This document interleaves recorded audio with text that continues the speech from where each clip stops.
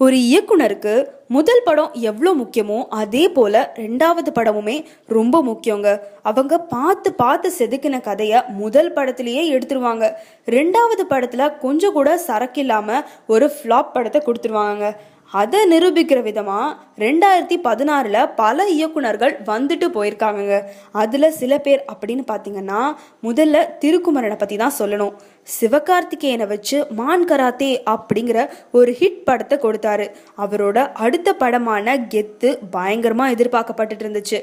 ஆனா உதயநிதி ஸ்டாலினோட வாழ்க்கையிலேயே நினைக்கவே கூடாத படமா அந்த படம் அமைஞ்சிருச்சுங்க. படம் உண்மையிலே படுதோல்வி அடைஞ்சிருச்சுன்னு தான் சொல்லணும். இப்போ அந்த இயக்குனருக்கு பட வாய்ப்புகள் இல்லாம இருக்காரு. இது போல ராம் பிரகாஷ் ராயப்பா அப்படின்னு ஒரு டைரக்டருங்க. அவரு தமிழுக்கு என் ஒன்றை அழுத்தவும் அப்படிங்கிற ஒரு ஃபேண்டசி படத்துல அறிமுகமானாரு. முதல் படத்துல பெரிய கேஸ்டிங்லாம் இல்லாம திரைக்கதையில சும்மா பூந்து விளையாடி இருந்தாரு. ஆனா அடுத்த படமான போக்கிரி ராஜால ஜீவா, சிபிராஜ், ஹன்சிகா அப்படின்னு பெரிய கேஸ்டிங் கிடைச்சது. இருந்தாலும் கதையில பயங்கரமா கோட்டை விட்டுட்டாரு. அவருக்கும் அடுத்த படம் கிடைக்கலங்க.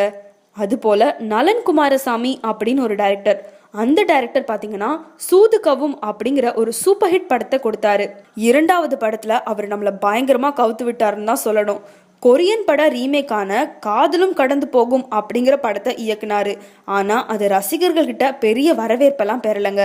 இது மட்டும் இல்லாம அவரு அநேகமா சூதுகவும் 2 எடுப்பாரு அப்படின்னு எதிர்பார்க்கப்படுது. அதை தவிர அவர் கைவசம் படங்கள் கிடையாதுங்க.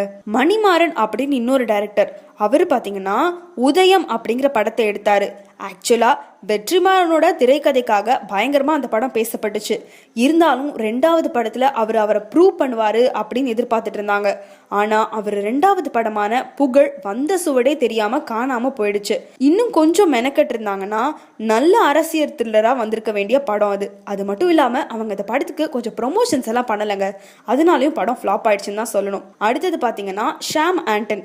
இவரு ஜிவி பிரகாஷ் வச்சு டார்லிங் அப்படிங்கிற படம் மூலமா என்ட்ரி ஆனாரு. ஜிவி பிரகாஷ்க்கு ஒரு வாழ்க்கையே கொடுத்தாரு அப்படின்னு சொல்லலாம். அந்த படம் சூப்பர் ஹிட் ஆனதால ஜிவி பிரகாஷ மறுபடியும் இயக்குற வாய்ப்பு அவருக்கு கிடைச்சது.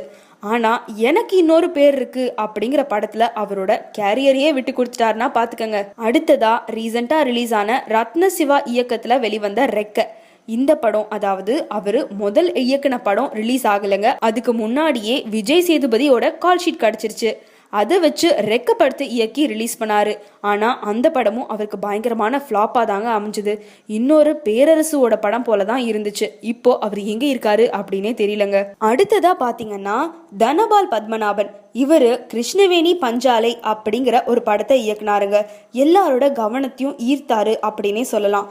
அடுத்த படமான பறந்து செல்லவா அப்படிங்கிற படத்தை ஐஸ்வர்யா ராஜேஷ், சதீஷ், ஆர்ஜே பாலாஜி எல்லாம் வச்சு இயக்குனாரு. அந்த படம் வந்த சுவடே தெரியாம போயிடுச்சு. இப்படி ரெண்டாவது படத்திலே ஃபிளாப் கொடுத்து மூணாவது படம் கிடைக்காம பல இயக்குனர்கள் வெயிட்டிங் லிஸ்ட்ல இருக்காங்கங்க.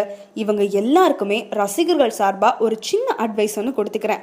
அதாவது என்னதான் நீங்க பெரிய மேதாவிகளா இருந்தாலும் கதை எழுதுறதுக்குன்னே பிரத்யேகமா சில பேர் இருப்பாங்க. அவங்கள நீங்க கூட வச்சுக்கிட்டீங்கன்னா ரசிகர்களோட மனப்பான்மை அவங்களுக்கு நல்லா தெரியும். கண்டிப்பா ஒரு நல்ல ஸ்கிரிப்டை அவங்களால ப்ரொடியூஸ் பண்ண முடியும். இல்லைனா இப்படி தாங்க மாட்டிக்கணும். இந்த வீடியோ உங்களுக்கு பிடிச்சா லைக் பண்ணுங்க, ஷேர் பண்ணுங்க. இந்த மாதிரி இன்னும் பல சுவாரஸ்யமான தகவல்களுக்கு நம்ம சேனலுக்கு சப்ஸ்கிரைப் பண்ணுங்க.